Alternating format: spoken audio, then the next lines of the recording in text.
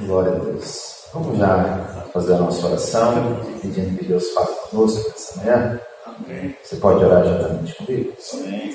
Amado Deus, Criador do céu e da terra, louvamos o Teu nome nessa manhã, louvamos o Senhor por nossos louvores e agradecemos a Ti, ó Pai, por essa manhã, por essa oportunidade, por essa comunhão, coinonia. Ó Pai, agradecemos a Ti, podemos estar na Tua presença, louvar e ouvir a Sua palavra. Obrigado por mais esse ano que esta igreja completa. Obrigado pelos seus guerreiros e valentes. Continuamos na batalha, lutando. Ó Pai, amando Sua palavra, guardando a Sua palavra. Por isso, não seja diferente hoje, nesta manhã, papai, que o Senhor possa falar profundamente aos nossos corações. Em nome de Jesus. Amém. Glória a Deus. Glória a Deus. Eu confesso aos irmãos que é um grande prazer estar aqui. É aniversário dessa igreja, que eu tenho uma grande estima por ela. Apesar que todo aniversário, confesso aos irmãos que o coração aperta um pouquinho e me dá saudade da irmã Noemi. Quando estou no aniversário, eu lembro dela. Quando meus irmãos também lembro dela. E sei que quando nós comemoramos aqui, podemos também honrar não só ela, mas todos aqueles que já passaram por essa igreja, lutaram e batalharam. Então, eu quero dar honras ao Senhor Jesus nesta manhã, mas quero dar honras a todos aqueles que já fizeram parte desses 36 anos de aniversário e que lutaram por essa igreja. E também quero dar honra a você que permanece firme na casa do Senhor. E ontem, inclusive, a irmã Noêmia, ela me constrangeu, né? Eu cheguei aqui, pastor Jurandir, fui cumprimentar ela e ela se colocou de pé para me cumprimentar. Eu chamei a atenção dela, falei, irmã não fique de pé para me saudar, eu que tenho que te dar toda a honra, né, por ser uma mulher tão valorosa, de fé. Aleluia! E glória a Deus! Tão humilde e tão especial, irmã. Tá? Parabéns, irmã, por ter vencido essa batalha. Eu e a minha esposa passamos por algo similar. E realmente a irmã é um exemplo para a igreja. Aleluia. E esse aniversário também é para louvar o Senhor por aquilo que Ele fez na sua vida também, como o pastor Ataíde Bix, nesta manhã. E eu gostaria que você agora cumprimentasse alguém que está do seu lado, à frente, atrás, e dissesse que bom que você está aqui, louvado seja o Senhor por esse aniversário. Né? Glória a Deus. Convido os irmãos a se assentarem, então. Eu pensei comigo, se me derem uma oportunidade para dar um estudo, eu já tenho um tema a trazer. E aí ontem no café da tarde, o pastor Ageu entrou bem nesse assunto e ele citou os dois temas do meu estudo. Olha aí que benção, acho que vai ser eu mesmo que vou dar estudo. Estava com ele na manga, tá bom? É um assunto, ele é um tanto quanto, não pode colocar para nós ali, ele é um tanto quanto, vou adiantar aos irmãos, importante, porém um pouco polêmico. Bom, inclusive se você que está no fundo quiser sentar um pouquinho para frente, talvez fique melhor para você enxergar. Nós vamos usar um pouco o visual hoje. E o que eu quero falar hoje é sobre o arrebatamento da igreja e a grande tribulação. E por que eu entendo que este assunto é importante? Eu tenho percebido que nas igrejas por onde nós temos passado, e até mesmo onde nós pastoreamos, é um assunto que às vezes a gente vai deixando de falar. É um assunto que às vezes a gente não vai tratando tanto. E é muito importante para o crente ele ter um entendimento sobre a volta de Cristo, o arrebatamento da igreja, a grande tribulação, porque nos faz, nos incentiva a estar preparado para aquele dia. E talvez muitos de nós não conhecem tão bem esse assunto como deveria, tá bom? Sobre o arrebatamento da igreja e também sobre a grande tribulação, tá bom? E o que nós vamos estar vendo? O irmão Lucas vai avançando comigo, ali pode avançar. Nós vamos entender, queridos irmãos, que é um assunto que ele tem diversas interpretações. principalmente se você incorrer no erro de querer estudar isso pela internet. Então hoje há uma confusão, há opiniões diversas sobre esse assunto, muitas opiniões. E correntes diferentes, até mesmo se hoje aqui, nós, durante o estudo, ou nós conversássemos aqui, nós teríamos entre nós algumas opiniões um pouco diferentes, porque é um assunto que ele é complexo, podemos dizer, em certo aspecto, e há textos bíblicos que nos dão base para uma interpretação um pouco difícil. Por exemplo, o livro de Apocalipse. Ele é um livro difícil de se entender, devido a sua ser bastante figurativo, e às vezes algumas pessoas começam a deduzir coisas. Vou dar um exemplo para você sobre o anticristo. Se você perguntasse para os nossos irmãos da igreja durante a Segunda Guerra Mundial, eles iam afirmar com toda certeza que o anticristo era Adolf Hitler. Se passou, ele se foi, e nós continuamos. Alguns vão defender bastante que o anticristo é o Papa, outros que vêm de Roma, outros vão dizer que o anticristo vem dos Estados Unidos. Então há muita opinião sobre isso. Por isso o meu estudo aqui vai ser foco estritamente, essencialmente bíblico. Aquilo que nós podemos aprender das Escrituras. Por que isso? Abra comigo lá em Deuteronômio 29. Precisamos entender essa verdade. Deuteronômio 29. Obrigado, Deus. E não esqueça desse versículo, 29. Deuteronômio capítulo 29, verso 29. E você vai precisar ficar com a sua Bíblia aí aberta para nós irmos lendo depois outros textos. Diz assim: as coisas encobertas pertencem ao Senhor, o nosso Deus, mas as reveladas pertencem a nós e aos nossos filhos para sempre, para que cumpramos todas as palavras desta lei. Então nós precisamos entender que há coisas que não nos foi revelado. Então, como disse o pastor Ageu ontem, nós vamos ver que sobre o estudo principalmente da grande tribulação, arrebatamento, parece que faltam algumas peças para fechar o quebra-cabeça. E é proposital da parte de Deus, para que você realmente não saiba tudo, esteja preparado, esteja ansioso por esse momento. E há coisas que só pertencem a Deus. Então, sobre esse assunto, tome muito cuidado.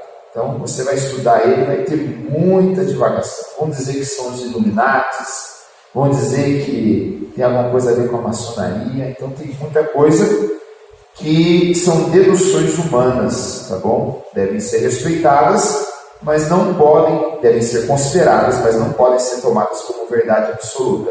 A única verdade absoluta é a palavra de Deus. Tá bom? Pode avançar. Nós vamos ter então uma abordagem bíblica nesta manhã, essencialmente bíblica e bem objetiva, tá bom?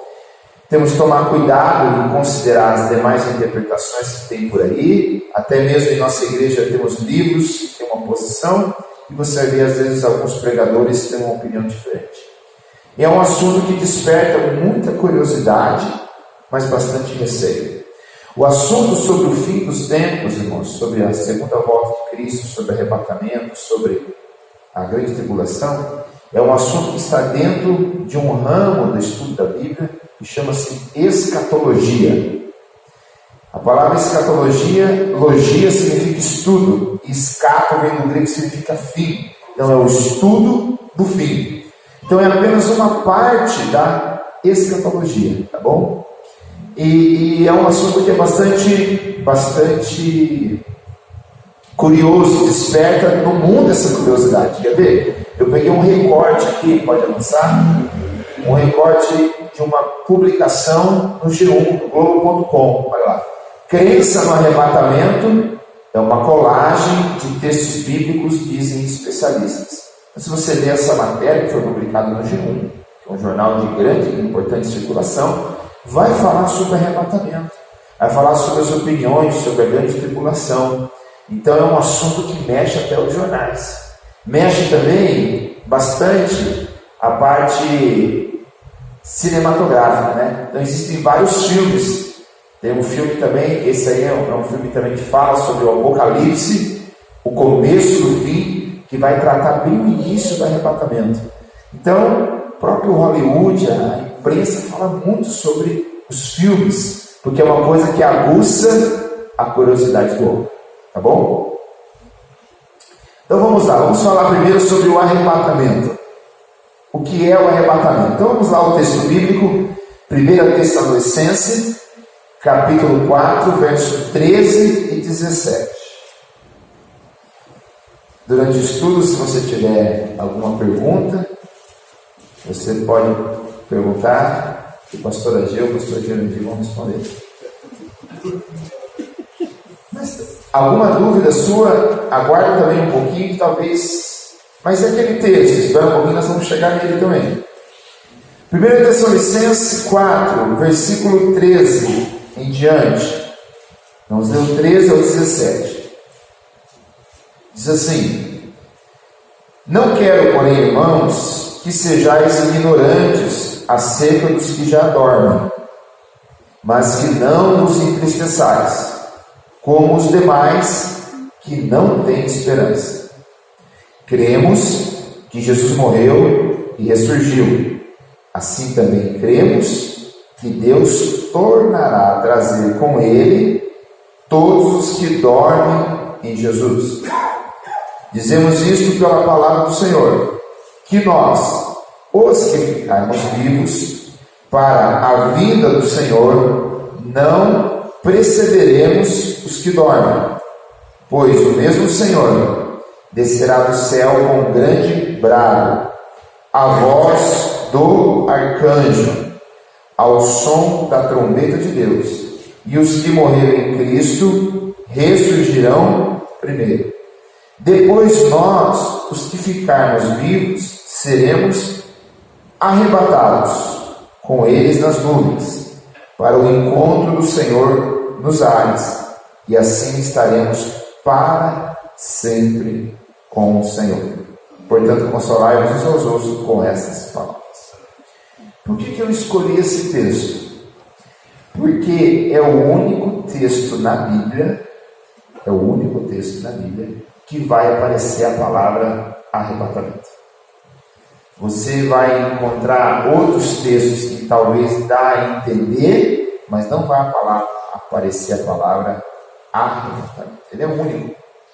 Tá? E essa palavra arrebatamento, ela vem do grego que é rapso, significa pegar, levar pela força, arrebatar, agarrar, reivindicar para si ansiosamente, arrebatar.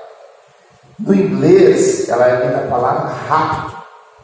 Então, se você pegar a origem dessa palavra que Paulo utilizou aqui, é uma ação de raptar, ou seja, não é nós que vamos pela nossa própria vontade em direção ao Senhor, mas é Ele que vai nos arrebatar, é Ele que vai nos levar até Ele, é Ele que vai nos, entre aspas, no bom sentido, vai nos roubar desse mundo, vai nos tirar desse mundo. E Paulo está explicando, porque estava tendo uma confusão já naquele tempo. Os irmãos estavam ficando tristes. Ele falou: olha, não vamos ser ignorantes sobre esse assunto. Aqueles que dormem em Cristo, então estão dormindo em Cristo, né? E é por isso, no caso desse texto, que eu fico um pouco pensativo, né, quando nós dizemos: nosso irmão já está com Jesus, né? Ele está dormindo em Cristo. E eles serão levados primeiro, e depois nós que estamos vivos iremos ser arrebatados pelas mãos. É esta ordem que Paulo está colocando, tá bom? Então esta palavra aparece aqui nesse texto sobre o arrebatamento. Como eu falei para vocês, tem muito pensamento a respeito disso. Como vai ser aquele dia? E eu achei um um vídeo muito interessante, né? Uma dramatização sobre esse dia. Eu vou passar ele aqui para o irmão Lucas avançar ele, para você ver mais ou menos como poderá ser esse dia, como alguns dramatizam ele, né?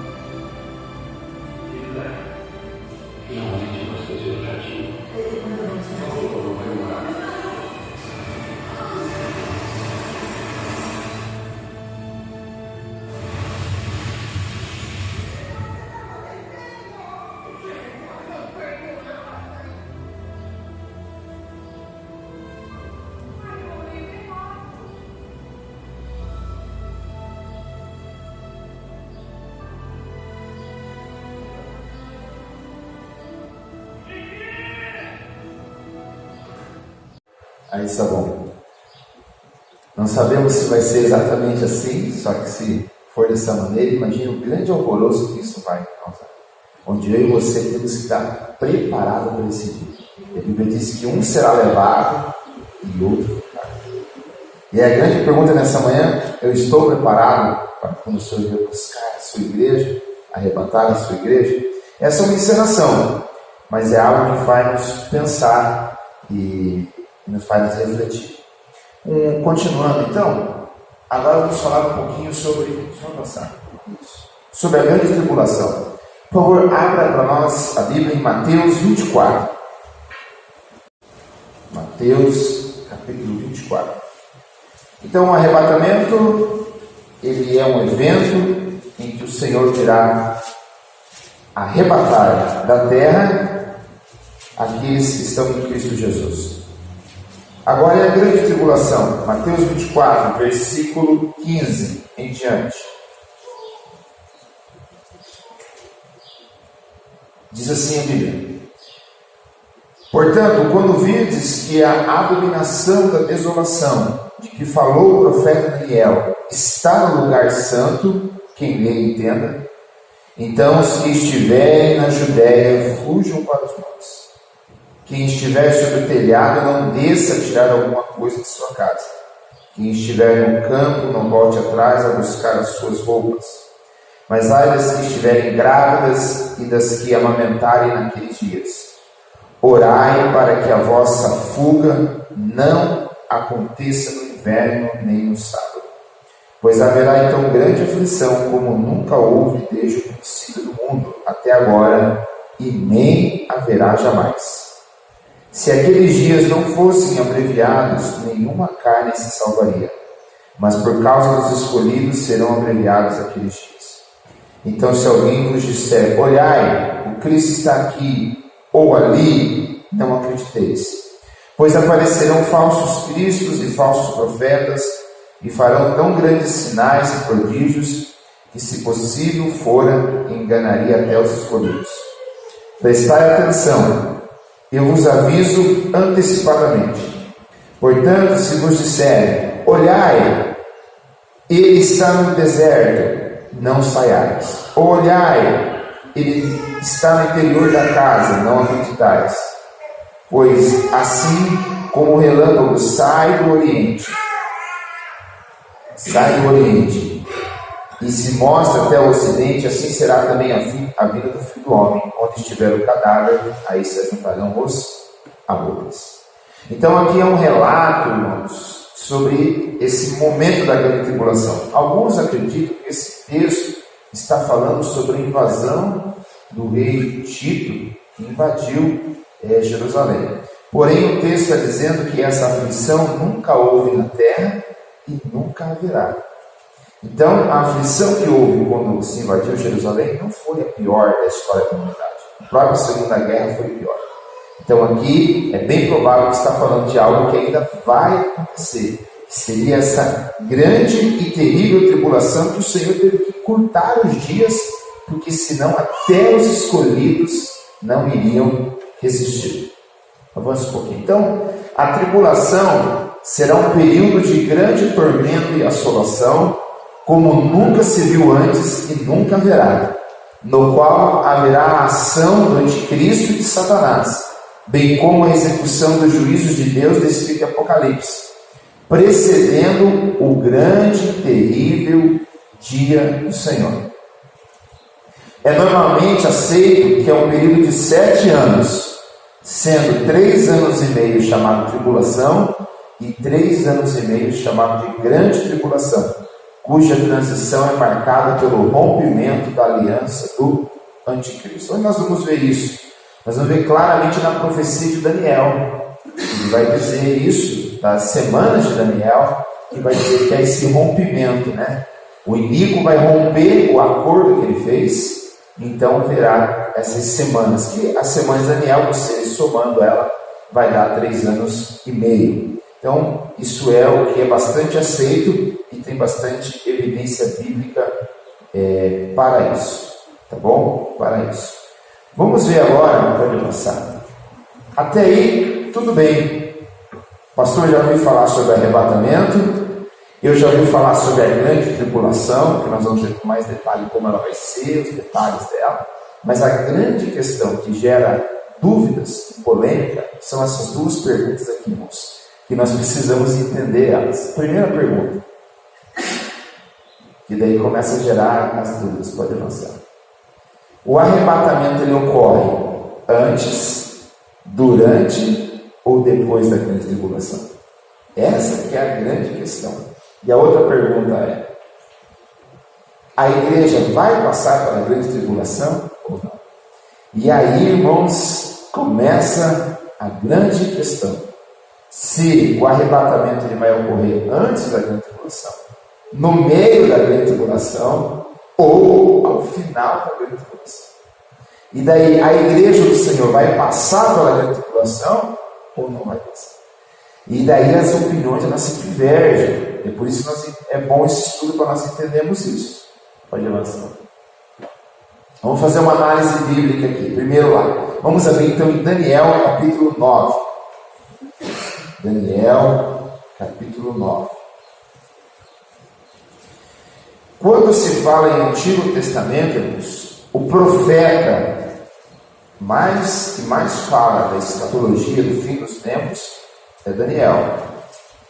Ele é aí o profeta que mais fala sobre o fim dos tempos. Daniel capítulo 9, vamos ler lá, versículo 24.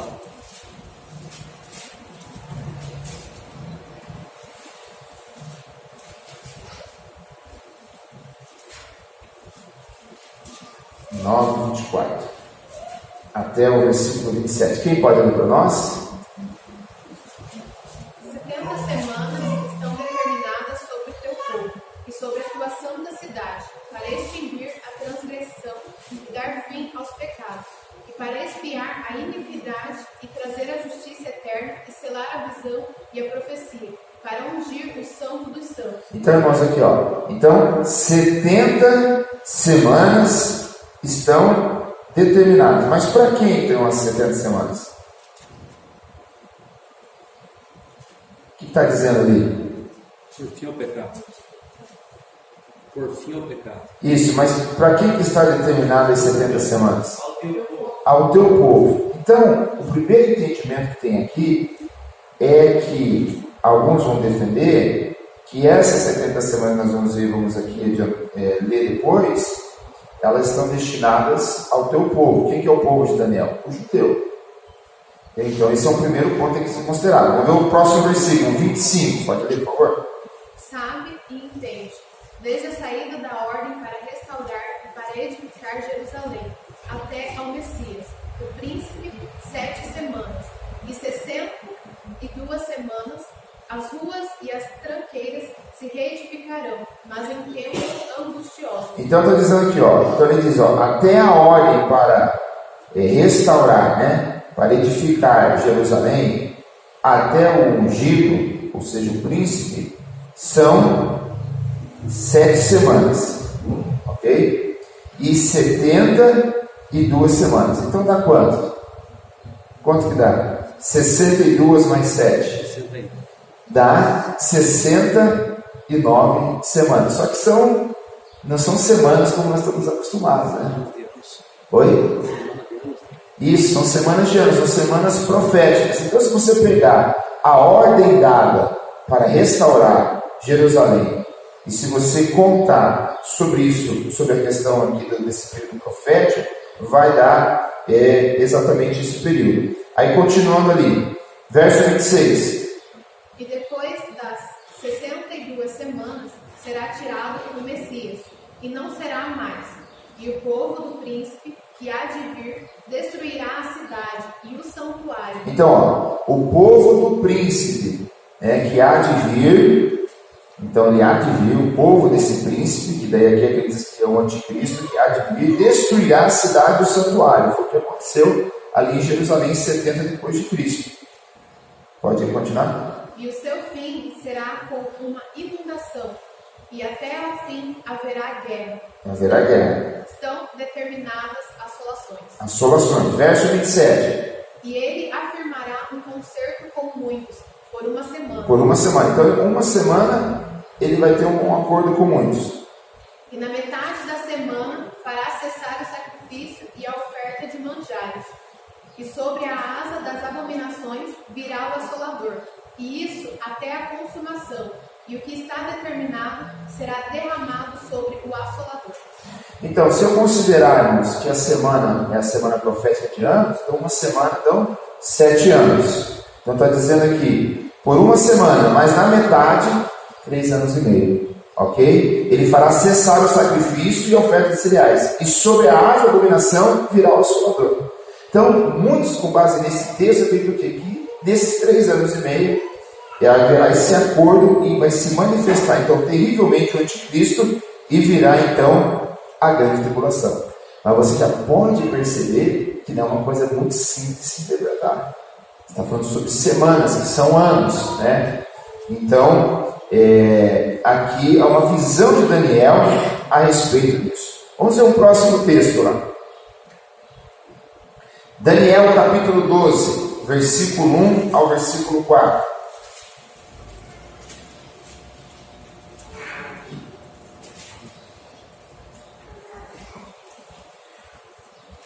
Naquela época, Miguel, o grande príncipe que protege o povo de Deus, se erguerá em benefício dos filhos do teu povo. E haverá um período de tribulação, opressão e aflição como nunca houve desde o início das nações até então. Contudo, naquela época, o teu povo, toda pessoa cujo nome está escrito no livro, será liberto. Verso 1. Pode até o 4. Multidões e multidões que dormem no pó da terra acordarão, uns para a vida eterna, outros para a vergonha e humilhação e para o desprezo eterno. Os que têm entendimento e são sábios resplandecerão com o fulgor do firmamento, e todos quantos se dedicam a conduzir muitas pessoas à verdade e à prática da justiça serão como as estrelas, brilharão para sempre por toda a eternidade. Porém tu, ó querido Daniel, tranca em segredo, mediante um selo, as palavras do livro, até o tempo próprio do fim. Muitos farão de tudo e correrão de uma parte a outra, em busca do maior saber, e o conhecimento se multiplicará muitas e muitas vezes. Então, aqui acredite-se que está falando também sobre a grande tribulação. Perceba que nunca houve tempo de angústia como tal e nunca haverá. E os que dormem do pó da terra ressuscitarão, está vendo? Como está falando lá de Paulo.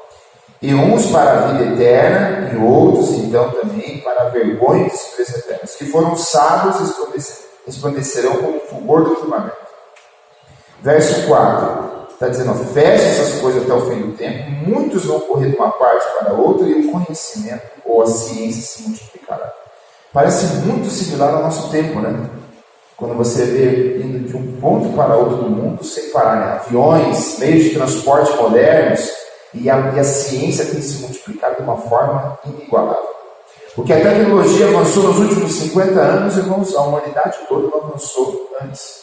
Porque é muito rápido a tecnologia. Então Daniel já estava aqui também advertido sobre esse grande e terrível tempo da tribulação. Pode avançar?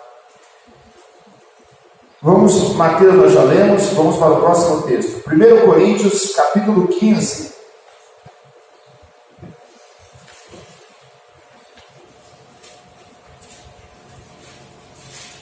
Verso 51.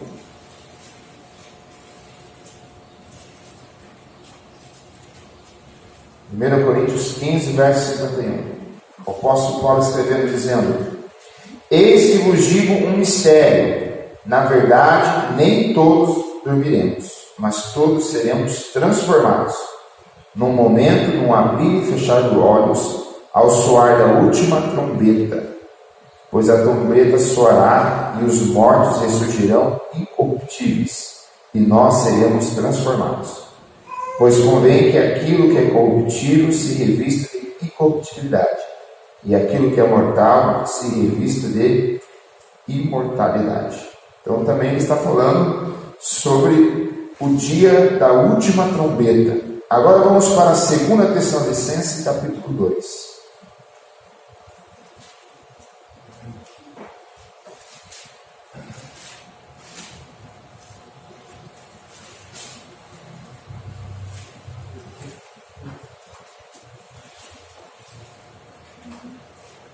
Versículo 1 ao versículo 4. Ora, irmãos, quanto à vinda de nosso Senhor Jesus Cristo e a nossa reunião com Ele, então aquele encontro dos ares, rogamos que não desistai facilmente do vosso modo de pensar, e nem vos perturbeis, quer por espírito, quer por palavra, quer por epístola, como se procedesse de nós, como se o dia de Cristo já tivesse chegado.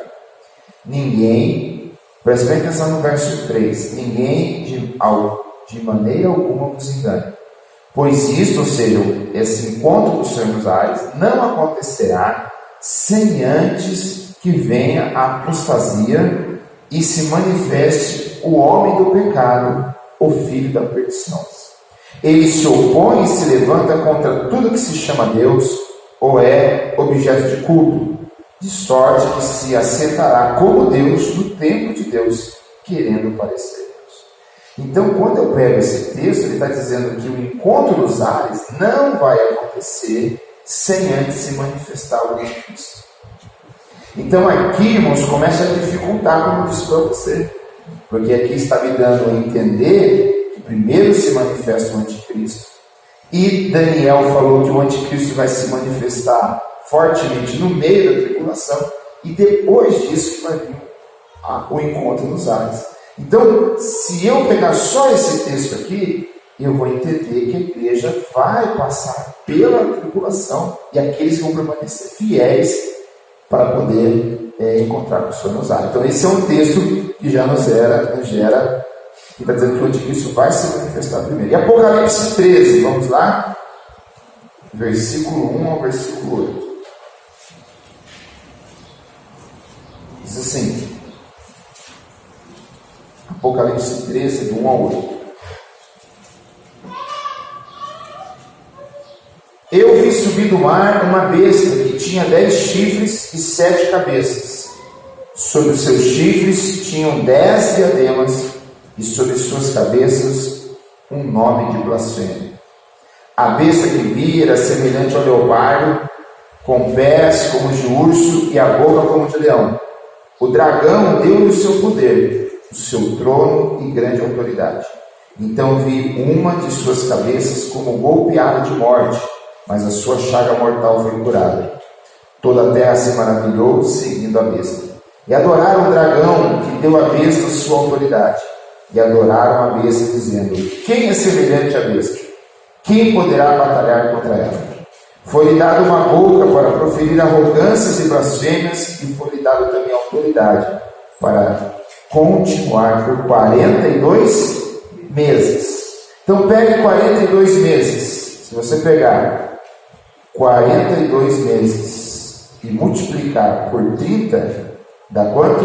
1260 dias. E se você dividir por 360, dá 3 anos e meio.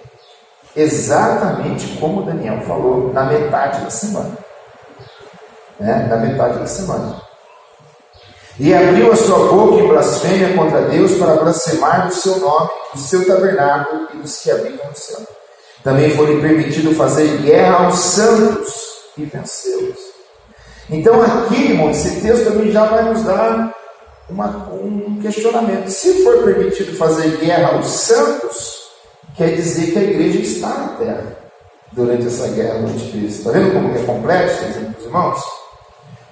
E foi-lhe dado poder sobre toda tribo, língua e nação. E todos que habitavam sobre a terra adorarão. Esses cujos nomes não estão escritos no livro da vida do Cordeiro, que foi morto desde a fundação do mundo. Se alguém tem ouvidos, ouça. Agora preste atenção nesse texto. Se alguém deve ir para o cativeiro irá. Se alguém deve ser morto à espada, necessário é que a espada seja morto. Nisso repousa a perseverança e a fidelidade dos santos. Então, se alguém tem que ir para o sofrimento, esse deverá ir. Então, esse aqui é mais um texto que nos leva a pensar também se a igreja vai fazer parte da tribulação, não vai ou será arrebatada antes. Tá bom? Veja, por isso, irmãos, por que eu estou falando isso? Porque daí eu quero aqui te apresentar que existem 3 correntes no meio cristão sobre esse assunto. A primeira corrente, que é o que mais comum é aceito em nosso meio, é chamado período pré-tribulacionista. O que significa isso, pastor? Significa o seguinte, ó. Cristo veio a primeira vez, morreu por nós na cruz do Calvário. Depois, em determinado momento, nós seremos arrebatados com Ele nas nuvens, os que estiverem vivos. Depois virá a grande tribulação. Depois o Senhor vai voltar então pela terceira vez. Como a terceira vez, pastor? A primeira na cruz, a segunda no arrebatamento e a terceira que alguns chamam de segunda vinda de Cristo. Ele virá nos céus e vai então ali trazer a grande batalha contra o pecado, contra o mal, né? E então viveremos com ele no milênio. Essa, irmãos, é a crença mais comum. Ou seja, a igreja não passa pela grande tribulação. A igreja é arrebatada e depois vem o período da grande tribulação. Esse é o que a maioria de nós cremos. Tá bom? É o que a maioria de nós defendemos. A segunda teoria é a chamada midi-tribulacionista. Ela é um pouco diferente. Cristo veio, morreu por nós na cruz do Calvário.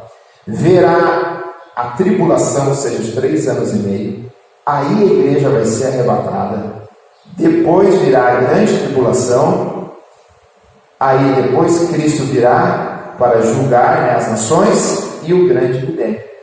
Pastor, tem versículo bíblico que dá a entender isso? Tem versículo bíblico. Você vai encontrar versículo bíblico. Então, o meu objetivo aqui não é apresentar uma verdade absoluta para você, mas é te dizer, entender que há esses 3 modos de pensar no meio cristão. E o terceiro modo, que é o último, tem bastante pessoas que defendem.